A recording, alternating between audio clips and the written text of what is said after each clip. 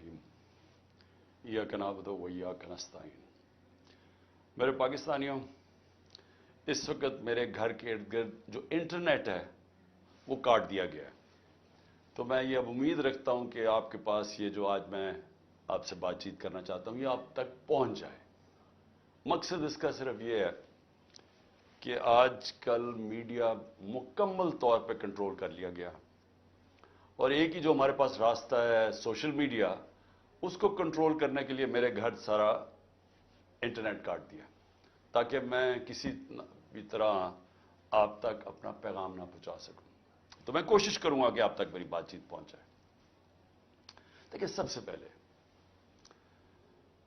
मैंने जिस तरह की बर्बरियत, बल्कि मैं इसको कहूंगा यजीदियत, जो आजकल यजीद का एक आजकल के यजीद जिस तरह की जुल्म तहरीक इंसाफ के लोगों के ऊपर किया जा रहा है, पता नहीं, मुझे लोग कहते थे कि शायद ज़ियाउल हक के ज़माने में पीपल्स पार्टी के लोगों से ऐसा जुल्म हुआ और थोड़े से लोगों से, इतने लोगों से तो कभी हुआ ही नहीं है जुल्म। इस वक्त 10,000 से ज़्यादा हमारे कारकुनों को जेलों में डाला हुआ है। और मैं आपको यह बता दूं कि इतनी मुश्किल हालात हैं आज। आपने गर्मी देखी है, गर्मी की इंतहा है आज। छोटे छोटे पिंजरों में उनको बंद किया हुआ है, खाना उनको सही नहीं मिल रहा, पानी वो तरसते हैं वहां, वकीलों को मिलने नहीं देते, कई जगह हमारे वकील ही नहीं वहां पहुंच सकते। और उनको जिस तरह यानी कि कोई गैर मुल्क दुश्मन है उस तरह रखा हुआ है। बल्कि गैर मुल्क दुश्मन भी प्रिजनर्स ऑफ वॉर के भी हकूक होते हैं। यहां तो सिर्फ इनको एक कि फायदा उठाते हुए जो कोर कमांडर का घर जलाया गया, उसका फायदा उठाते हुए पहले से प्लान बना हुआ था। और मेरा जिस वक्त भी, ये मैं आपको बता दूं, जिस वक्त भी इसके ऊपर इन्वेस्टिगेशन होगी, ये साबित हो जाएगा कि ये प्री प्लान था सब कुछ। सो इसलिए उसके फायदा उठाते हुए एक ऐसा क्रैकडाउन है जो मैंने पाकिस्तान की तारीख में कभी नहीं देखा। सिर्फ यही नहीं कि सिर्फ तहरीक इंसाफ के कारकुनों को अंदर डाला है, सपोर्टर्स को, सोशल मीडिया के लोग जो अपने तौर पर पार्टी में भी नहीं, जो कि पीटीआई के लिए ट्वीट करते थे, उनको भी अंदर डाल दिया। सारी लीडरशिप अंदर डाली हुई है। और निकलने का सिर्फ एक तरीका है कि एक वो जादू के लफ्ज कह दो, वो जिस तरह होता था ना, खुल जा सम सम। आप जादू का लफ्ज कह दें कि जी मैं तहरीक इंसाफ में नहीं हूं, तो आप रिहा हो सकते हैं। यानी ये मजाक हो रहा है हमारे मुल्क के साथ। किसी भी दौर के अंदर मैंने ये नहीं देखा कि सिर्फ और सिर्फ आपके ऊपर, अगर आप नहीं कहते कि मैं तहरीक इंसाफ में मैं हूं, तो आपके ऊपर जुल्म होंगे, तशद्दुद होगा, आपको इस जगह इस तरह की गर्मी के अंदर आपको दड़बों में बंद कर देंगे। लेकिन जब आप ये कहेंगे कि मैं तहरीक इंसाफ छोड़ रहा हूं, तो सब कुछ ठीक हो जाएगा, आपके सारे गुनाह माफ हो जाएंगे। और फिर मुझे जो हैरत है आज कि कोई ह्यूमन राइट्स की आवाजें नहीं निकल रही। वो जो लोग शोर मचाते थे आजादी सहाफत की और बड़ा जुल्म कर रहा है इमरान खान, वो किधर, यानी अब किधर गई है आजादी सहाफत? सारा मीडिया दबाया हुआ है, प्रोपेगेंडा चल रहा है, वन साइडेड चीजें जा रही हैं। हमारे लोग अब जाते हुए डरते हैं मीडिया के ऊपर, पकड़ के जेल में डाल देंगे। वन साइडेड चीजें चल रही हैं। लोग अब इतना खौफ और हिरासा फैलाओ। और मैंने खुद कहा हुआ है अपने लोगों को कि चुप जाओ। मैं खुद कह रहा हूं अपने कारकुनों को, अपने ऑफिस बेरर्स को, अपने ओहदेदारों को, कोई जरूरत नहीं है आपको सामने आने की। अपने घरों में ना रहो, छुप जाओ। क्योंकि ये जो अंधेरी रात है, ये जो रात में सबसे ज्यादा अंधेरा है, ये ज्यादा देर नहीं चलता। और अल्लाह कुरान में कहता है कि उसको जो सबसे ज्यादा चीज पसंद है, मुश्किल वक्त में सब्र करना। सब्र करें।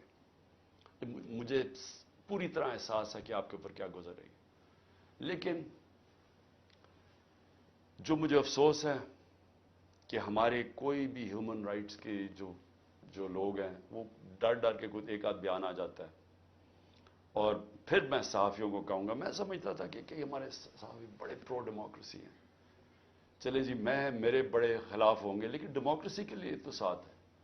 تو وہ یہ جو تماشا ہے یہ کیسے دیکھ رہے ہیں؟ کیا ان کا کوئی ضمیر نہیں جاگ رہا؟ کیا جب انہوں نے شیرین مزاری سے جو ہوا اور جو اس نے پھر آخر میں جا کے پارٹی چھوڑی، کیا ان کو کوئی دل میں آواز نہیں کوئی آئی کہ یہ اس سے بڑا ظلم کیا ہو سکتا ہے ایک معاشرے پہ؟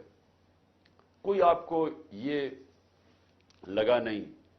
جو عورتوں کی تنظیمیں ہیں، جو عورتوں کے حقوق کے اوپر بات کرتی ہیں، کہ ایک ایسی عورت جو بیوہ، والدہ اس کی بیوہ، بیٹی ایک جو اس کا دھیان رکھ رہی ہے، جو بلڈ پریشر کی مریض، اس سے جو انہوں نے کیا ہے اس گرمی کے اندر، کبھی ایک جیل میں لے کے جائیں، اس کے بعد ادھر سے نکال کے دوسرے جیل میں لے جائیں، ادھر عدالت اس کو ضمانت دے، کوئی اور کیس میں پکڑ کے لے جائیں، گجرات لے گئے اس گرمی کے اندر. تو بلڈ پریشر کی شیرین، ہمیں پتہ ہے اس کی صحت نے یہ اجازت ہی نہیں دینا تھا. میں نے تو شکر کیا کہ اس نے اس ظلم سے اپنے آپ کو بچانے کے لیے اس نے پارٹی سے ریزائن کیا. لیکن کس کو نقصان ہوا؟ پاکستان کی پالیٹکس کو نقصان ہوا. شیرین ہماری ٹاپ پارلیمنٹیرین تھی.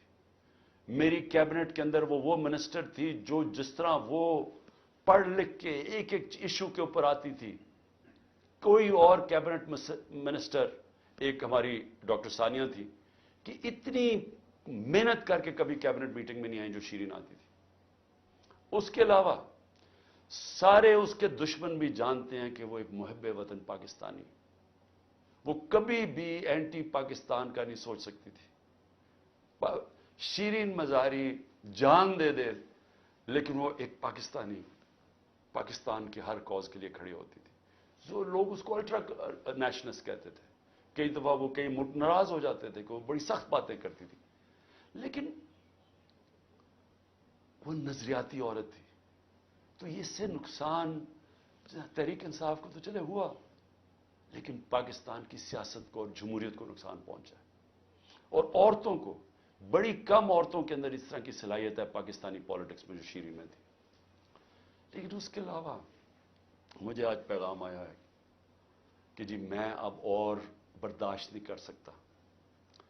انہوں نے میرے گھر پہ لوگ بھیجے، گھر کے اندر گھس گئے لوگ، انہوں نے آ کے رات کو بیوی، میرا 13 سال کا بچہ وہاں اندر گھس گئے، میری بزنسز کے اوپر، میرے رشتہ داروں کے اوپر پریشر ڈال دیا.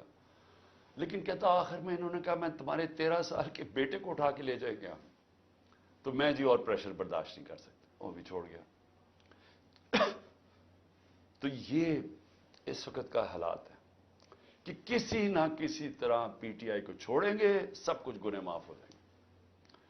میں اس وقت مجھے حیرت ہو رہی ہے، اور مجھے کئی لوگوں کے اوپر خود پتا ہے کہ ان کے اوپر کتنا پریشر تھا، کیونکہ مجھے بتاتے رہے کہ یہ کر رہے ہیں، اب یہ وہ کر رہے ہیں، اب میری بزنس بند کر دی ہے. وہ کاڑا کے اندر اس کے کسی کا گھر بن رہا تھا وہ گرا دیا، بلڈوز کر دیا. کسی کی دکانیں تھی وہ گرا دی جا کے. تو